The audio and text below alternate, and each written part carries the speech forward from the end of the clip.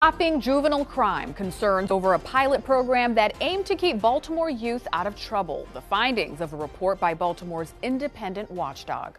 Welcome to the news at 5. I'm Nikki Zizaza. And I'm Rick Ritter. A new investigation now revealing issues with Sidestep. That is a program in Baltimore City aimed at stopping troubled juveniles from reoffending. The Inspector General looked into whether hundreds of thousands of dollars was properly spent and whether this pilot program really works before it expands citywide. And WJZ investigator Mike Helgen live at City Hall with more on these findings tonight. Mike, good evening.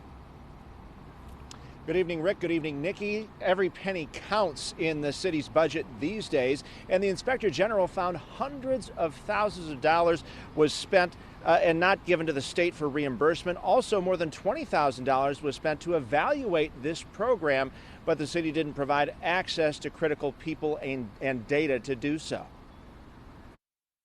We received a tip that this particular program wasn't running the way it was portrayed. So Inspector General Isabel Cummings started digging into Sidestep, a pilot program MONSE, the Mayor's Office of Neighborhood Safety and Engagement, launched in West Baltimore in 2022 that ran through last year.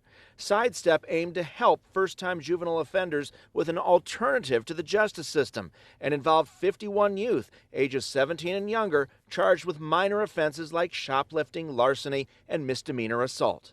The goal is to put them into a program that will give them structure and tools so that they will go in a different direction. But Cummings found problems. While MONSE noted only 14% of youth were arrested again, they only looked at the first 6 months after they started Sidestep.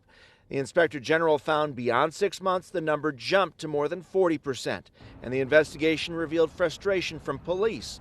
Each officer reported that many of the youth they contact and initially refer to Sidestep become engaged in more serious offenses such as robberies or assaults. If they're ending up within, after 6 months going right back, that's a concern. She also followed the money. More than $350,000 for salaries and other expenses was never billed to the state. That's a lot of money. It's not a drop in the bucket. If they're going to take that type of money from anybody, I think we all need to be vigilant. The city paid almost $25,000 to evaluate the program, but failed to give access to data or the youth involved. It appeared they were trying to do as comprehensive an evaluation as possible, but they kept running into roadblocks. MONSE responded saying they've already addressed many of the concerns and spent this year redesigning entire portions of the program based on lessons learned during the pilot phase.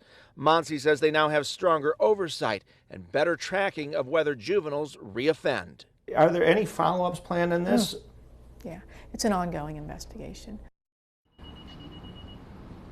So stay tuned. Now, Sidestep is not currently operating, but appears poised to expand in the future.